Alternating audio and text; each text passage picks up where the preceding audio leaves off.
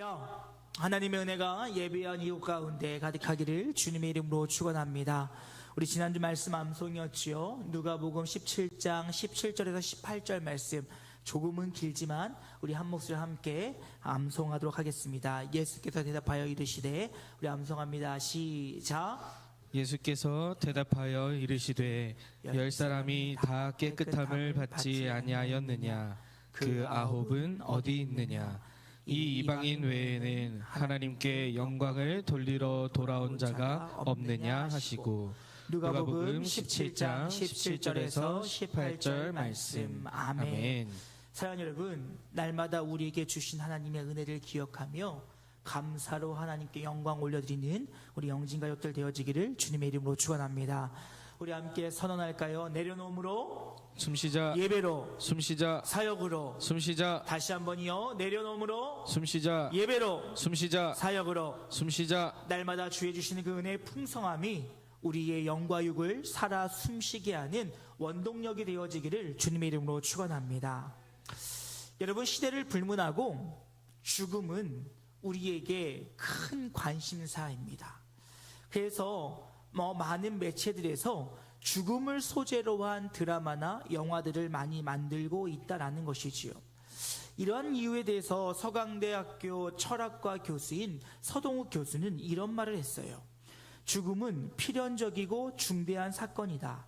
많은 사람이 죽음을 두려워하며 인생을 와해시키는 폭력으로 생각한다. 삶에서 큰 사건인 만큼 만인이 관심을 가질 소재가 되고 드라마 등 예술 작품 등을 자연스럽게 죽음의 대상으로 삼게 된다라고 이야기하고 있어요. 그러면서 덧붙여서 또 이런 말도 합니다. 인간은 삶의 유한성에 불만을 품고 죽음에 대한 공포를 느끼는데, 드라마는 사후세계의 구현을 통해 대중의 아쉬움을 어느 정도 해소해 준다라는 것이죠. 여러분, 이 말을 요약하면 모든 사람은 죽음을 맞이할 수밖에 없기에 그 죽음을 두려워한다라는 것이죠. 하지만 이것을 죽음이라고 하는 소재의 드라마들을 통해서 죽음 이후의 삶이 어떤지를 보여줄 때 그 두려움이 조금은 해소될 수 있다는 것입니다. 여러분, 최근에 이러한 드라마들이 참 많이 나타나고 있지요. 여러분 보셨는지 모르겠지만 천국보다 아름다운이라고 하는 드라마가 또 많은 사람들에게 인기를 얻었습니다. 내용은 주인공인 80세인 이 여자 주인공이 천국을 가게 되어지고 30세의 모습으로 바뀌어있는 젊은 남편과 삶을 살아가게 되면서 벌어지는 일들을 다루고 있습니다. 중간중간에 보면 참 말도 안 되는 설정들이 이루어지고 있어요. 천국을 들어갈 때 신분주의를 합니다. 이것을 생명체계로 봐야 될지 모르겠으나 우리가 외국을 나갈 때 공항을 통과하는 것처럼 신원주의를 하고 또 무슨 상담을 받습니다. 그래서 패키지 상품을 설명해주고 또 빨리 가는 방법, 늦게 가는 방법, 천천히 가는 방법, 언제로 내가 돌아갈 건지에 대한 일들을 이야기하는데 어이가 없으면서도 웃을 수밖에 없음을 경험했습니다. 천국에요, 천국 지원센터가 있대요. 그래서 우리의 천국의 삶을 지원해 준다고 합니다. 그리고 또 그의 쌍둥이 동생은 또 지옥에서 염라대왕이에요. 그러면서 천국과 지옥을 오가면서 그 일들을 합니다. 여러분, 또 요즘 많은 사람들의 관심이죠. 내가 사랑하는 애완견, 이 반려견들이 죽으면 어떻게 되나. 여러분, 거기에는요 반려견도 천국을 가더라고요. 그래서 의인화되어서 그들과 함께 거기서 시간을 보내는 것, 또 포도알을 무슨 포인트처럼 쌓아서 내가 원하는 것들을 할 수 있게 하는 것들, 참 말도 안 되는 상상력이 가득한 이야기들로 있지만 그 이야기를 보면서 우리는 아님을 알면서도 재밌다는 거예요. 아님을 알면서도 우리가 아는 천국의 이야기들과 섞어서 뭔가 그 두려움을 극복하려 한다는 것입니다. 여러분, 근데 왜 이러한 죽음의 이야기들이 최근 들어서 많이 우리에게 대상이 되어지고 있는지 한번 생각해 볼 필요가 있습니다. 여러분, 이것은 여러 가지 이유가 있겠지만 2021년도 한국 갤럽 종교 여론조사에 따르면 실제 신앙인들은 줄었지만 영혼이나 귀신에 대한 문화적 호기심을 유지하고 있다라고 하는 결과가 발표되었습니다. 여러분, 이런 결과가 나오게 된 이유에 대해서 이 전문가들은 코로나 이후에 죽음은 나와 상관없는 일이다라고 하는 인식들이 사라졌다는 것입니다. 죽음은 나의 일이 될 수 있으며 나도 언젠가 죽음을 맞이할 수 있겠다라고 하는 그러한 생각들이 들면서 신앙에 대한 관심은 줄었음에도 불구하고 그런 영혼의 일들, 또 죽음 이후의 일들에 대한 관심들을 많이 갖게 되었다라는 것입니다. 여러분, 이 결과를 보면서 저는 그런 생각했어요. 교회에 오면 될 텐데, 주의전에 나오면 주의 말씀이 그 나라가 어떤 곳인지 우리에게 알려줄 텐데. 여러분, 우리가 두려워하고 염려하는 그 죽음에 대해서 성경은 분명히 말씀하고 있음을 잊지 않기를 주님의 이름으로 축원합니다. 히브리서 9장 27절 말씀 보면 한 번 죽은 것은 사람에게 정해진 것이요 그 후에는 심판이 있으리니 라는 말씀 통해서 이제 하나님이 정하신 때에 우리가 이 땅에 오게 되어지며 하나님이 정하신 때에 다시금 우리가 주님 곁으로 가게 되어지는데, 그리고 그 이후에 심판이 있을 것이요 그 이후의 삶에 대해서 우리에게 분명히 말씀해주고 있다는 거예요. 그런데요, 여러분, 우리가 여기서 놓치지 말아야 될 것은 무엇입니까? 우리에게 분명히 말씀하신 그 죽음 이후의 삶에 대해서 우리는 알고 있다라고 한다면, 그 죽음 이후에 우리의 삶의 평안을 누리고 은혜를 누리고 감사를 누리기 위해서는 이 땅 가운데 예수 그리스도를 잘 믿어 이 믿음의 경주를 맞춰야 된다는 사실을 기억하실 수 있기를 주님의 이름으로 축원합니다. 즉, 하나님을 알지 못하는 사람들이 그 죽음 이후의 삶을 두려워하고 염려하는 그 시간에 우리는 죽음 이후의 삶에 우리의 삶이 어떤 일들이 펼쳐질지 이미 알고 있으니, 그렇다면 그 은혜의 삶을 누리기 위해서 우리는 이 땅에서 지금 우리가 해야 될 일을 바로 알아야 된다라는 사실입니다. 그리고 이 땅에서도 하나님의 나라를 살아가는 성도의 삶이 바로 저와 여러분의 삶이 되어야 한다는 사실이지요. 오늘 바울은 고린도전서 15장의 말씀을 통해서 이 사실을 다시금 우리에게 이야기하고 있습니다. 여러분, 우리가 다 읽지 않았지만 고린도전서 15장의 말씀을 보게 되어지면 바울은 먼저 예수 그리스도의 죽으심과 부활하심에 대해서 말하고 있는 것을 볼 수가 있어요. 그런데 이 사실은 허구가 아니라, 거짓이 아니라 허다한 증인들로 통해서 증명된 사건이요, 너희가 만약 부활을 믿지 못한다면 우리가 예수 그리스도를 믿는 것이 모두 다 헛되다라고 이야기하고 있는 것을 볼 수가 있습니다. 그리고 바울은 뭐라고 얘기하냐? 그런 헛된 소망 속에 살아가는 자들은 정말 불쌍하다라고 이야기하고 있어요.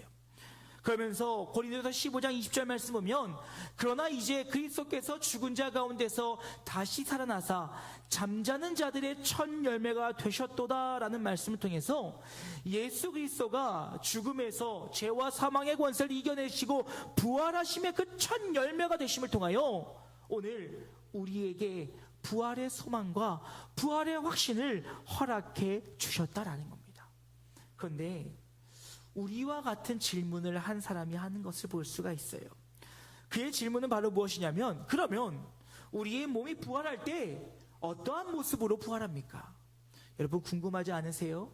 내가 젊을 때, 가장 혈기왕성할 때, 내 그 최고의 시절에 그 모습으로 부활할지, 아니면 내가 죽었을 때 그 모습으로 부활할지. 근데요, 바울은요, 이 모든 것들은 잘못된 생각이라고 이야기해요. 고린도서 15장 35절 말씀 보면 이렇게 얘기합니다. 누가 묻기를 죽은 자들이 어떻게 다시 살아나며 어떠한 몸으로 오느냐 하리니? 라고 하는 질문 앞에 그는 썩어질 몸으로 왔던 우리의 몸으로 부활할 것이 아니라 영원한 몸으로 부활할 것이니, 그 몸의 부활에 대해서 우리는 뭐라고 설명할 수 없으나 분명 주의 영광을 가진 최고의 모습으로 부활하게 될 것이다 라고 우리에게 이야기하고 있는 것을 볼 수가 있습니다. 그러하기에 오늘 본문은 이 믿음과 확신을 가진 사람들, 즉 예수 그리스도의 은혜로 말미암아 죄와 사망의 권세로부터 승리한 성도들은 이 땅 가운데 어떠한 모습으로 살아가야 되는지에 대해서 우리에게 말하고 있다는 것입니다. 이에 오늘 우리는 이 본문의 말씀을 통하여 우리를 위하여 십자가에 죽으시고 부활하신 예수 그리스도의 은혜를 기억하며 그 부활을 확신하며 이 땅 가운데 살아가는 성도의 삶이 어떠한 삶이 되어야 될지 함께 생각해보고 저와 여러분의 삶이 승리한 자의 삶으로 주님 앞에 합당하게 서기를 결단하는 복된 시간 되어지기를 주님의 이름으로 축원합니다. 여러분, 첫 번째로요, 승리한 성도는요 나의 공으로 된 것이 아니라 예수 그리스도의 은혜로 말미암아 구원받았음을 기억하며 감사하는 우리 모두가 되어지기를 주님의 이름으로 축원합니다. 여러분, 이 땅 가운데 승리한 성도의 삶의 가장 시작은, 우리의 삶의 시작은 예수 그리스도로부터 왔다는 사실을 확신함으로부터 출발해야 된다는 것입니다. 여러분, 사도행전 4장 12절 말씀 보면 다른 이로서는 구원을 받을 수 없나니 천하 사람 중에 구원을 받을 만한 다른 이름을 우리에게 주신 일이 있다 없다? 없다라고 이야기하고 계세요. 즉 우리의 구원은 오직 예수 그리스도의 은혜로 말미암는 것이요, 주의 선택하심과 주의 인도하심과 주님께서 끝까지 우리를 책임져 주심을 통하여 우리는 구원에 이르게 된다라는 사실입니다. 그러하게 여러분, 에베소서 2장 8절과 9절 말씀은 너희는 그 은혜에 의하여 믿음으로 말미암아 구원을 받았으니 이것은 너희에게서 난 것이 아니요 하나님의 선물이라. 그러니 행위에서 난 것이 아니니 이는 누구든지 자랑하지 못하게 함이라 라고 이야기하고 있어요. 즉 나의 수고와 노력으로 구원을 받은 것이 아니요 전적인 하나님의 은혜로 예수 그리스도의 십자가의 죽으심과 부활하심으로 우리가 구원함을 얻었으니 이 구원함을 그 누구도 자랑할 수 없다는 것이에요. 그래서 바울은 뭐라고 얘기합니까? 예수 그리스도를 믿는 너희의 삶에 오직 자랑할 것은 너희의 연약함과 오직 예수 그리스도의 십자가의 능력만을 너희가 자랑해야 된다라고 우리에게 이야기하고 있다라는 것입니다. 그런데 여러분, 예수 그리스도의 십자가가 나의 자랑이 되는 것은 아무에게나 일어나는 일은 아니라는 거예요. 우리가 예수 그리스도의 그 죽으심과 부활하심이 나의 자랑이 되기 위해서는 예수 그리스도와의 신비한 연합을 이룬 자만이 누리는 은혜임을 잊지 않기를 주님의 이름으로 축원합니다. 예수 그리스도의 그 은혜로 말미암아 주와 함께 연합함을 통하여 우리가 그와 함께 죽고 우리가 그와 함께 부활하였을 때 우리는 승리의 삶을 살아갈 수 있게 된다라는 것입니다. 그리고 그런 승리의 삶을 살아가는 사람은 결국 그 신비한 연합을 통하여 나의 삶의 변화를 가져올 것이니, 바울은 뭐라고 얘기합니까? 나의 삶의 모든 것들을 배설물로 여겼다라고 이야기하고 그는 오직 주님을 자랑하는 일에 최선을 다하여 나가고 있다는 것입니다. 이에 바울은 오늘 그 시작은 바로 무엇이냐? 내가 예수 그리스도의 은혜로 말미암아, 57절 말씀에 우리 주 예수 그리스도로 말미암아 우리에게 승리를 주시는 하나님께 감사하노라 라는 말씀을 통해서 우리의 구원이 오직 예수 그리스도로부터 시작되었다는 사실을 확신하며 감사함으로 나아가고 있다는 거예요. 이것이 바로 승리한 성도의 삶의 모습인 것입니다. 사랑하는 여러분, 우리를 구원하신 예수 그리스도의 그 은혜를 기억하며 날마다 감사로 주님 앞에 나아가는 우리 영진 가족들 되어지기를 주님의 이름으로 축원합니다. 그런데 두 번째로요, 승리한 성도는 그 은혜를 그저 기억함으로 끝나는 것이 아니라 날마다 고백하는 삶을 사는 자임을 기억하실 수 있기를 주님의 이름으로 축원합니다. 여러분, 오직 의인은 믿음으로 말미암아 산다라고 하는 그 주의 말씀을 날마다 마음에 새길 수 있기를 주님의 이름으로 축원합니다. 여러분, 성경이 말하는 믿음의 본질은 무엇입니까? 우리의 믿음은 다름이 아니요 예수 그리스도의 은혜로 말미암아 우리가 구원함을 얻었고 예수 그리스도의 십자가의 은혜로 말미암아 우리가 은혜를 의인이 되었다라고 하는 그 확신을 갖는 것이 바로 믿음의 시작인 것입니다. 그로 인하여 우리의 삶의 모든 것이 변하였으며 오직 예수 그리스도로 말미암아 예수 그리스도로 인하여 나의 삶이 날마다 변화되었음을 우리는 기억하며 고백할 수 있는 것이 참된 믿음이라는 것입니다. 여러분, 바울의 고백을 기억하십니까? 우리가 읽지 않았지만 앞서 고린도서 15장 10절 말씀 보면 그가 이렇게 고백합니다. 그러나 오늘날 내가 이렇게 된 것은 하나님의 은혜로 된 것이며 내가 주신 그분의 은혜가 헛되지 않아 내가 다른 모든 사도들보다 더 많이 일했습니다. 그렇지만 그것을 내가 한 것이 아니라 나와 함께 하신 누구의 은혜였다고요? 하나님의 은혜였다고요. 그는 이 사실을 날마다 고백했다는 거예요. 오늘 내가 나 된 것은 하나님의 은혜입니다. 오늘 내가 이 자리에 서 있는 것도 하나님의 은혜입니다. 내가 비록 남들이 보기에 더 많은 수고와 더 많은 노력을 하고 있는 것처럼 보이지만 이 역시도 내가 한 것이 아니라 하나님의 은혜입니다.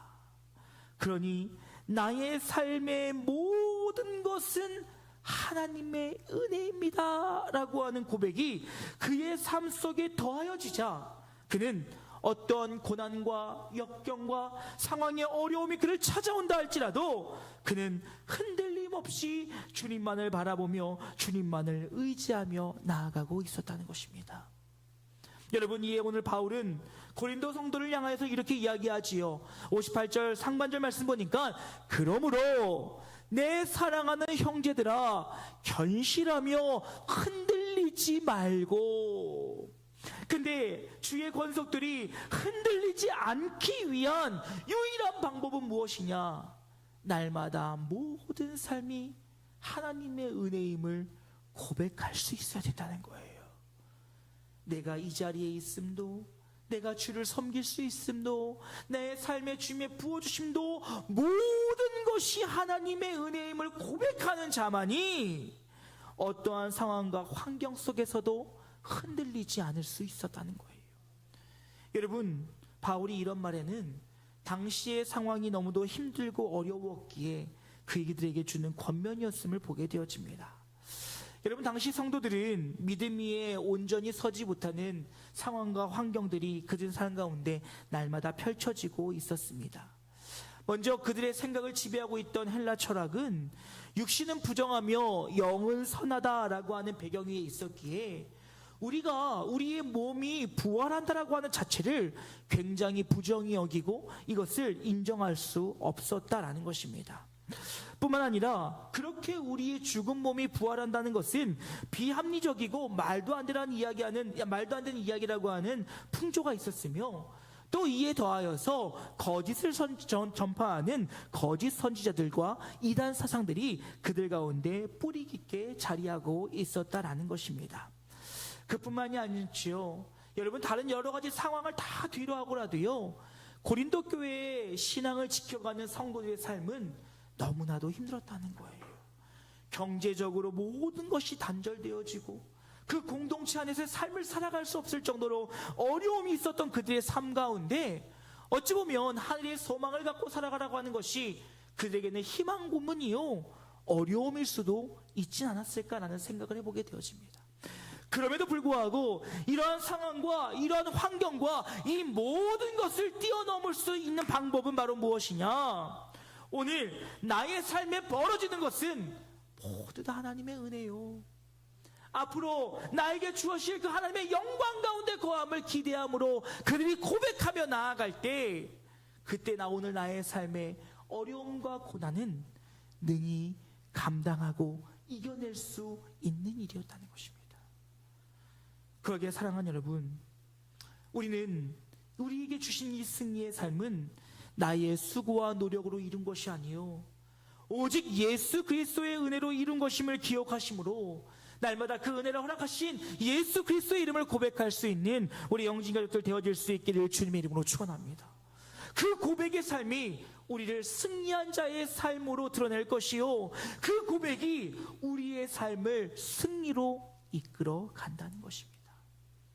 이에 마지막으로 이 승리를 기억하며 감사하며 고백한 성도는 결국 승리한 성도의 삶을 하나님 앞에 수고와 애씀으로 드려야 한다는 것입니다.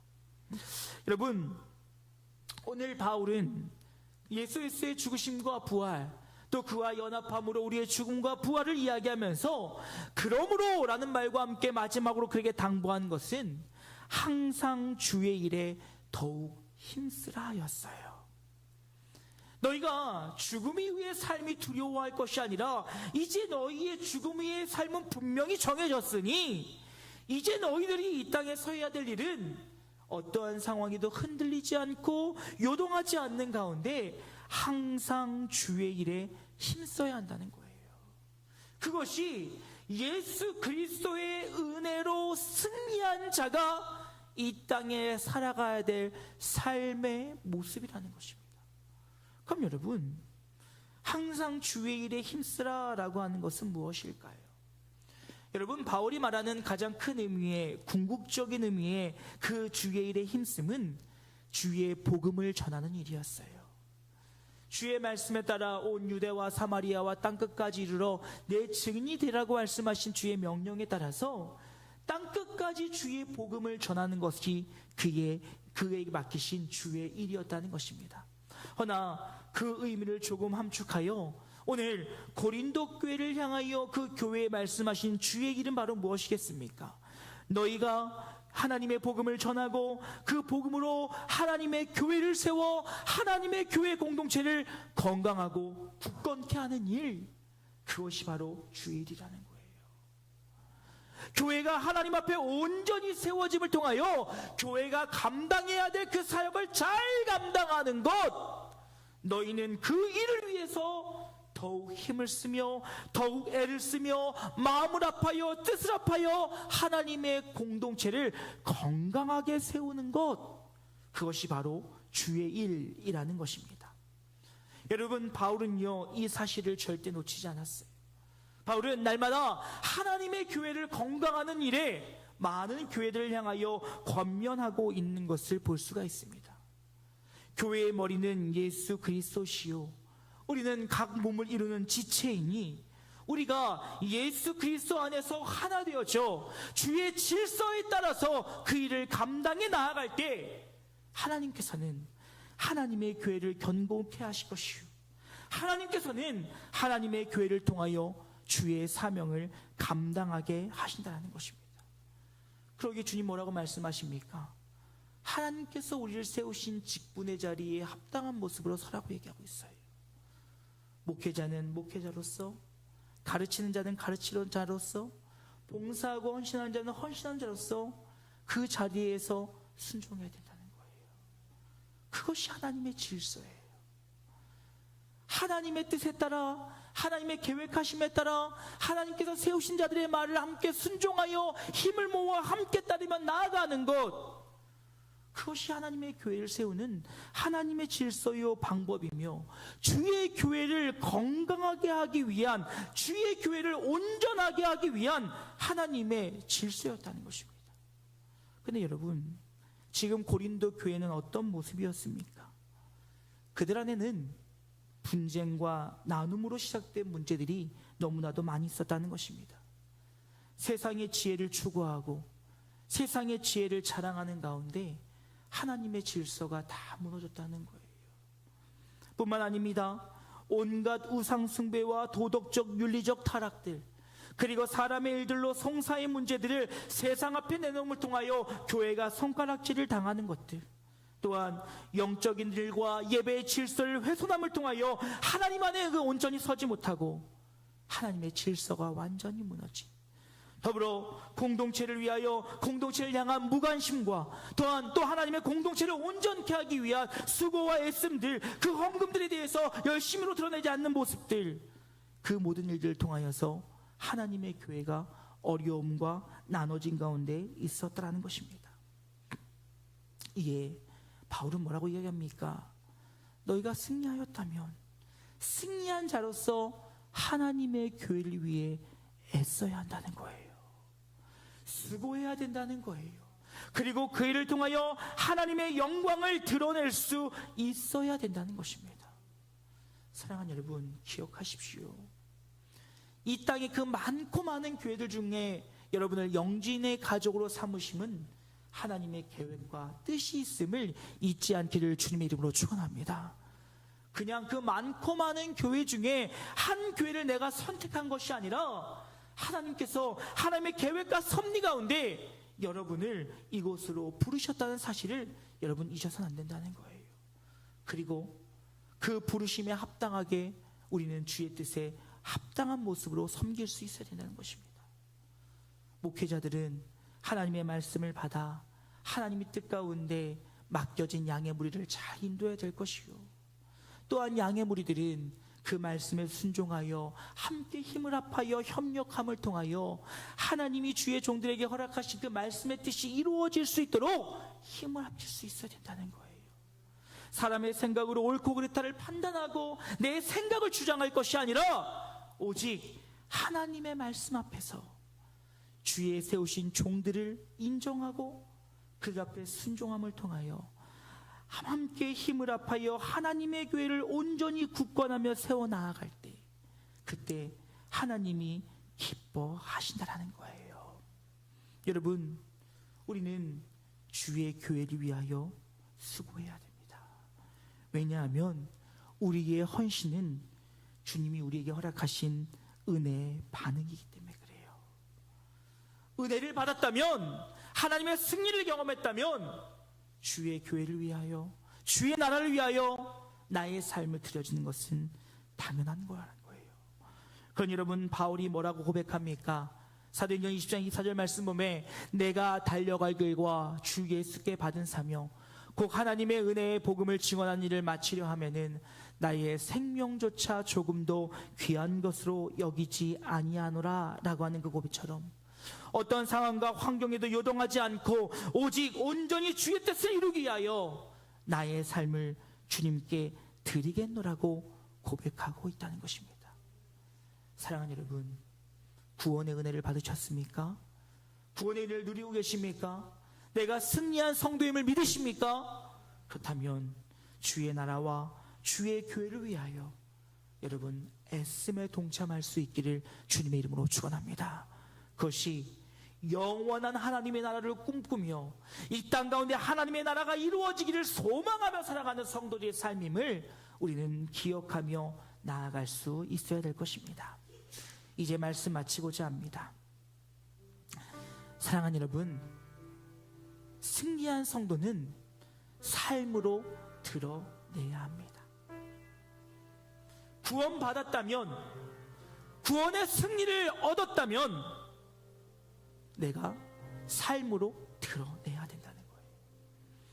입으로만 은혜 받았습니다, 내가 주의 복을 받았습니다, 말로만 하는 것이 아니라 정말 내 삶을 통하여 주의 은혜 받은 자의 삶을 드러낼 수 있어야 된다는 것입니다. 먼저는 내 삶 속에 그 은혜를 허락하신 주의 이름을 날마다 고백하고 그 고백함 가운데 주님께서 우리에게 맡기신 사명 가운데 흔들리지 아니하며 이 믿음의 경주에 애쓰고, 그리고 하나님이 우리에게 허락하신 주의 몸된 교회와 하나님이 우리에게 허락하신 그 사명의 자리에서 주의 영광을 위하여, 주의 나라를 위하여 주의 부르심에 합당하게 우리가 그 일들을 감당해 나아갈 때, 그때 우리의 삶이 저 사람은 구원받은 사람이 맞구나, 저 사람은 하나님의 은혜를 누리며 승리의 삶을 살아가고 있구나 라고 하는 그 고백들이 저와 여러분의 삶을 통하여서 드러날 수 있기를 주님의 이름으로 축원합니다. 사랑하는 여러분, 하나님의 교회는 승리한 자들이 모인 곳입니다. 믿으십니까? 믿으십니까? 그렇다면 승리한 자들이 모인 주의 아름다운 공동체로서 날마다 주의 은혜를 기억하며 주님을 고백하고 하나님이 허락하신 믿음의 질서 안에서, 영적인 질서 안에서 하나님의 세우신 뜻을 온전히 이뤄가기 위하여 함께 힘쓰며 애쓰는 우리 영진가족들 되어질 수 있기를 주님의 이름으로 축원합니다. 여러분, 결단함으로 찬양했으면 좋겠습니다. 주님 다시 오실 때까지 주님 내가 이 길 가겠습니다. 주님 다시 오실 때까지 내가 주의 영광으로 나아가겠습니다 라고 하는 마음의 고백으로 함께 찬양하시고 기도로 말씀 마치도록 하겠습니다.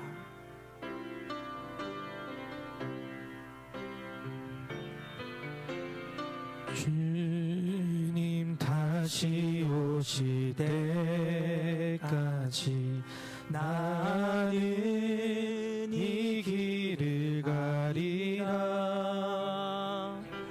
좁은 문 좁은 길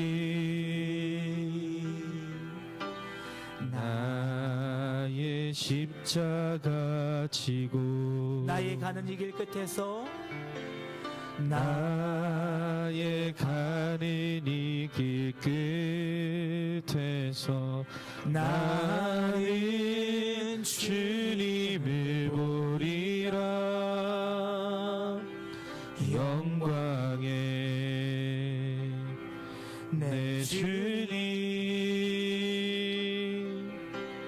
나를 맞아 주시리. 주님 다시 오실 때까지, 주님 다시 오실 때까지